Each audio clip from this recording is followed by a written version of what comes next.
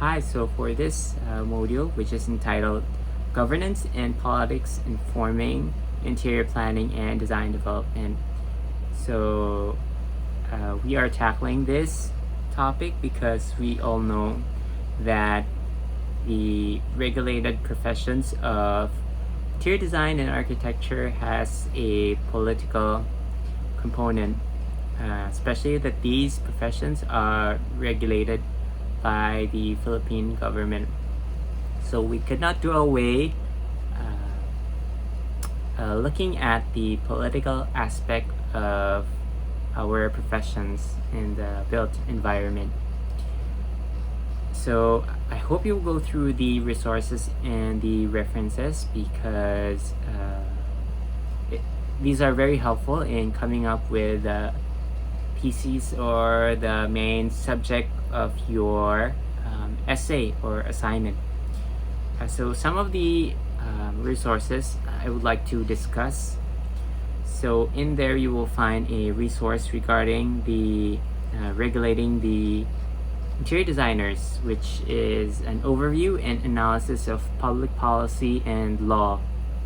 Although this isn't an American or US based document, I think I'd like to share this to you because this is a paper regarding the deregulation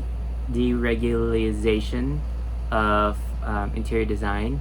So that means in the United States, in I think there's the state of Minnesota, there is a group of people that would like to deregulate the profession of interior design, meaning they do not want the profession to be regulated and they do not want to impose licensure and registration.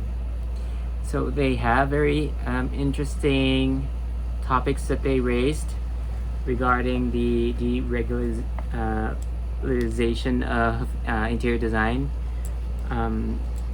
So some of the points that they made is regarding the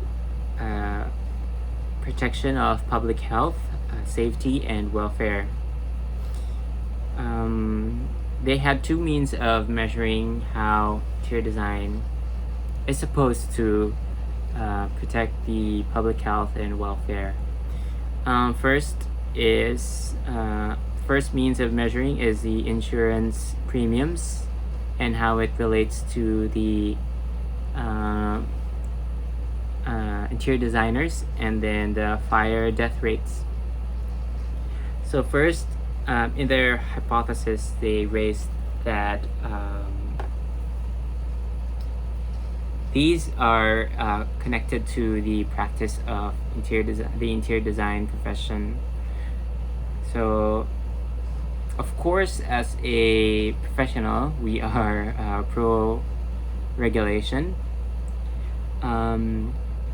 So, I would like to raise regarding the they're choosing the variables of insurance premiums and fire death rates.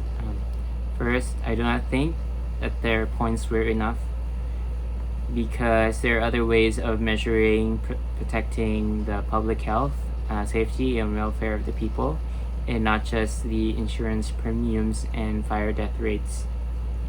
So of course, it can also be measured through, say for example, how interior design can promote learning and education. Maybe the interior design of classrooms, or it could also be healing in the hospitals or in homes for the aged. So it is not just based on insurance premiums and fire death rates. So there are other ways of measuring public health, safety, and welfare. And also, the study that they made for me lacks a thorough assessment, and they also admitted that. and the sample size that they did is too small. So it would be wrong to say that and conclude that the evidence is enough. So ultimately, we're not able to prove or disprove the claim that interior design licensing is helpful to the community. Okay, so another issue that I placed is the proposal in the Senate. I don't know if architects have heard about it already. The new Philippine Building Act. So currently there is a proposal by a senator to pass and repeal the current National Building Code and to hopefully sign into act the Philippine Building Act. So there is an issue because some architects and designers claim that it lacks an architectonic factor in the law. So that means some for example, the overbuilding and overpaving is not being tackled in the new act, and there is also no clear mention about the inclusion of the architects in the new law and the how to regulate the practice of architecture, the delineation of architecture and engineering is not present in the new PBA or the Philippine Building Act, which seeks to repeal the National Building Code of 1096.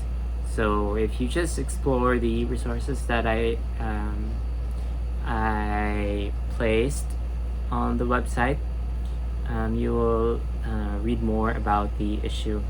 So once again, we are tackling the political aspect of design and architecture because we all know that there is a political side to our professions. Okay, so there are more. Another document from the United States and also a video regarding the advocacy for the profession and how to win and influence policymakers. So again, I hope you go through the resources and hopefully you will come up with your own topic for this module. Okay, goodbye.